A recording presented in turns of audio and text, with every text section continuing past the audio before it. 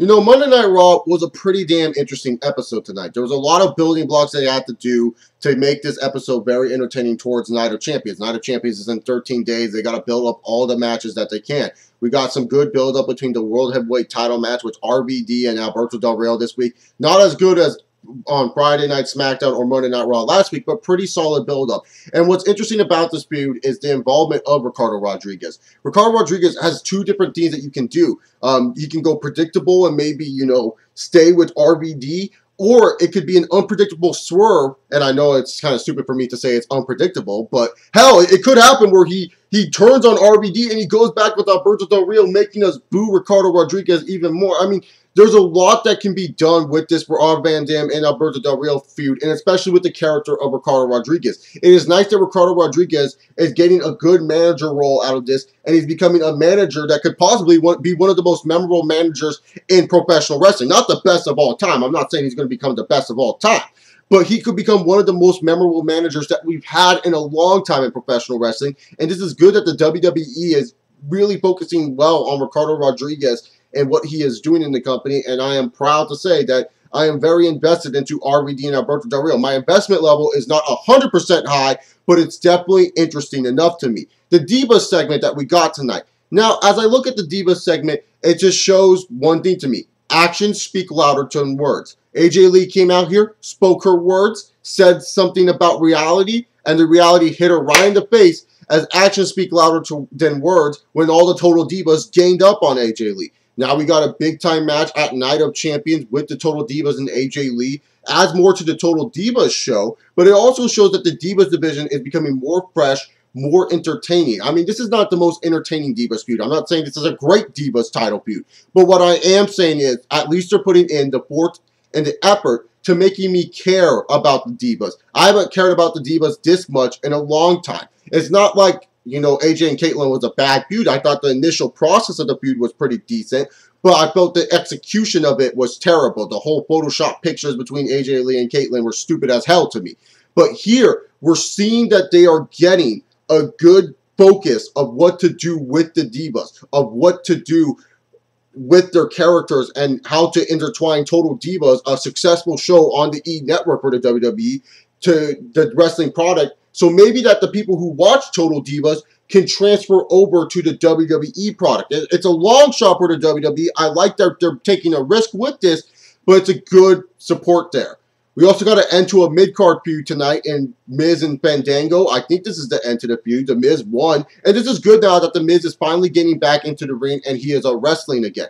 Miz is a character to me. His babyface run is terrible. I will admit that 100%. But Miz, to me, is a character that has so much potential to be such a big star for the company. Not the biggest star of all time, but a nice big star for the company. If you look at The Miz, he's a good-looking guy. Women probably like him. Men, I would probably say would want to be like The Miz. I mean, do you see who the fuck he's dating? He's dating Maurice, for fuck's sakes. I mean, if you guys are not interested in Maurice, I don't know what your problem is. But I'm just saying, Miz has a lot of capabilities to do big things, and I feel like he is a guy that you can use for a lot of big-time feuds, and I really like that The Miz is getting back inside the ring and actually wrestling in there. That is very good stuff for the WWE. You need to solidify Miz back into this company as a big threat, and really, I think the WWE is doing just that.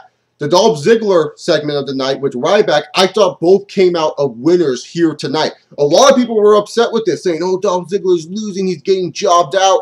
He's not getting jobbed out, people. They are trying to rebuild him. Dolph Ziggler, before this angle was going on, his face reaction was, ah. Now his face reaction will go up higher and higher. You need to get Dolph Ziggler some empathy towards him. You need to feel bad for Dolph Ziggler to the point when you see him win and he wins a big match against Dean Ambrose, which I'm guessing that they're going to have at Night of Champions. I'm not 100% sure. But when you see Ambrose and Ziggler fight, and if Ziggler does beat Ambrose, it will be like, yeah, take that, Triple H. Take that, Shield. Take that, Randy Orton. It's that kind of satisfaction that you're going to get when you see Dolph Ziggler finally win. So people, be patient. I understand there's a lot of Ziggler fans out there, but they need to build up his face character into something bigger. Ryback, he's a crappy heel right now. I love his gimmick personally. Personally to me, I love his gimmick, but overall, he's not really the best heel in the company. And they need to make him into a dominant heel hopefully maybe flipping him into a babyface again. We don't know what they're going to do with Ryback. Ryback is a huge wild card.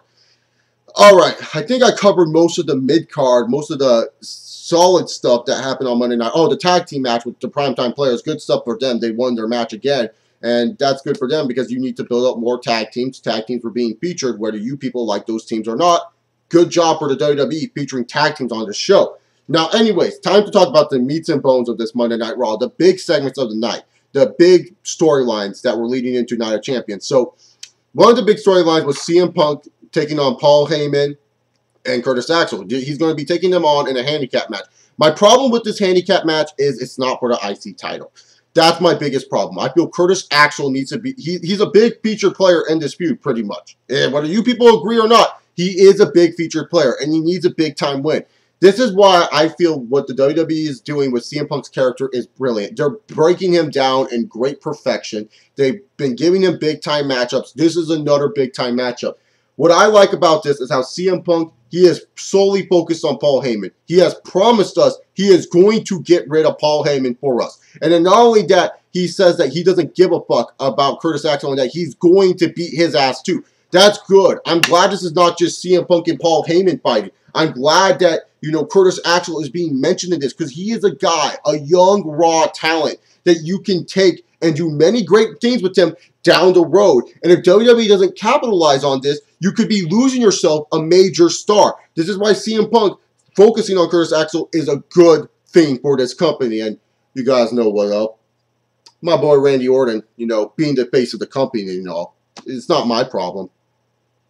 It's your problem for not accepting it. He is our face, and you better like it. But Randy Orton took on Cody Rhodes.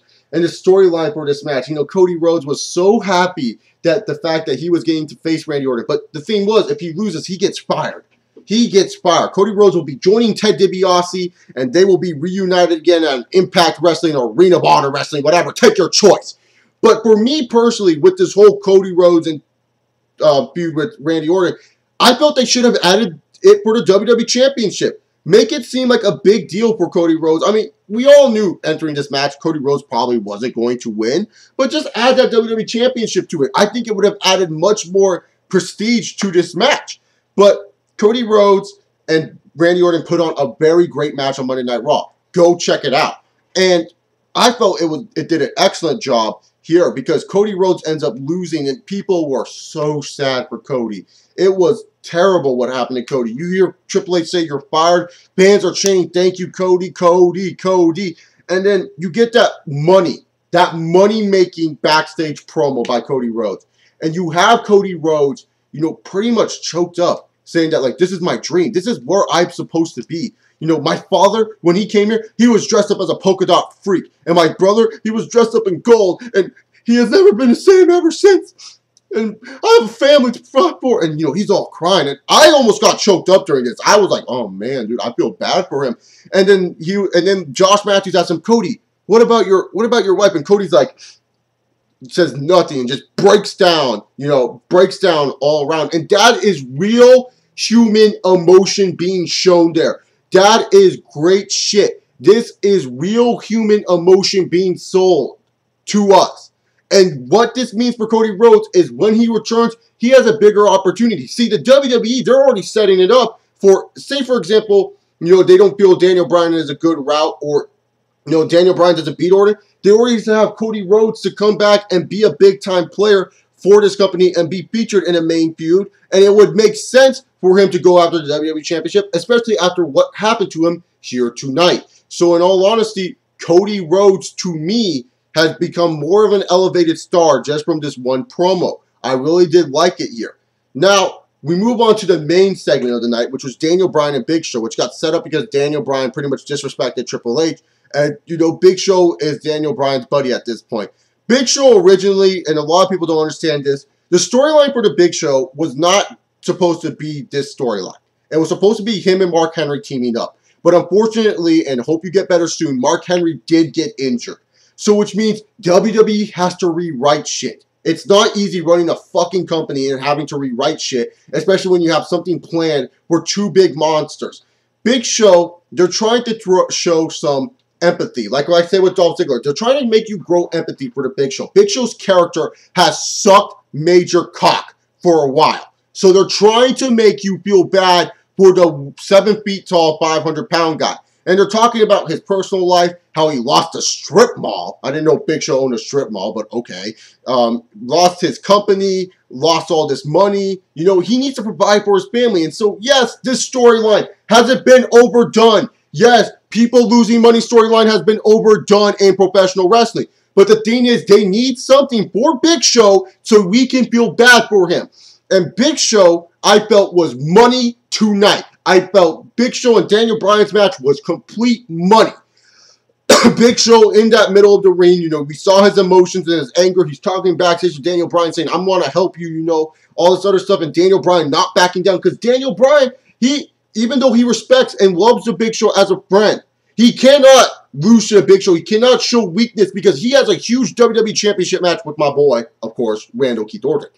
So, Daniel Bryan has to go out there and fight for his life, prove to Triple H and Randy Orton, hey, I am legit. And so this match right here where Big Show's like telling him, look, man, I'm trying to help. Let's make it easy on us. You're not making it easy on me, Bryan. I felt the emotion in that ring. I felt that it was good stuff. I felt WWE was killing it here. And then the ending segment, although overdrawn, I'll admit that it was overdrawn as hell. Big Show, you could just see it in his eyes. Triple H going, you know, come on, Paul. You need to do this. You need to do this, Paul. You can't walk away now. I want you to go over there, ball up that fist, and hit Daniel Bryan right in the face. You know, he was telling Big Show to do that, and that was great shit. And when Big Show did it, you were almost saying, why, Big Show? Why did you sell out like that? And we're trying to build up Big Show's character. That's what WWE's trying to do. I get it. People are not fans of this. It's fine. But understand that WWE needs to do this because they need to get heel heat, more heel heat on Triple H and Stephanie McMahon. Big Show saw earlier tonight what happened to Cody Rhodes. He doesn't want the same to happen to him. So Big Show needs to do this. They need to build up the character of the Big Show because Big Show's character right now, there is nothing going for it. If he's just a singles guy not doing anything. They needed something to do with Big Show since Mark Henry got injured, and they went with this, and this is pretty damn good substitute, if you ask me. Overall, Monday Night Raw was a pretty stellar episode. I did enjoy myself watching it. Shout out to the Off the Rope Showcast and Mr. Route, and I think Metal D and Marvelous Mark went to Raw tonight. I don't know if Slug Daddy joined them, but if he did, hope you had fun, buddy. But other than that, pretty much what I got to say here is I felt this Raw was pretty stellar. I felt they addressed a lot of good needs for Night of Champions. I personally love the Night of Champions logo, how the champions are looking down at the belts. I personally love that little touch because it shows how important the championships are in the WWE. I kind of wish the IC title was on the line, and that's really my major complaint, that the IC title is not on the line, but that's more for a Night of Champions preview video that I'm going to be doing with my boy Alan and probably Amir. You guys know him, Amir Y2J fan. In the near future. But other than that, I felt this was a stellar episode of Monday Night Raw. I personally enjoyed it. If you didn't enjoy it, comment down below why you didn't enjoy it. Tell me your opinions, and let me tell you guys, I don't hate you if I debate wrestling with you. I love debates. Bring them on. I love debating wrestling with you. You guys can say I'm an idiot. Fine, I'm an idiot. Just don't attack me too personally. You get what I'm saying? You can call me an idiot, though. I'm fine with that.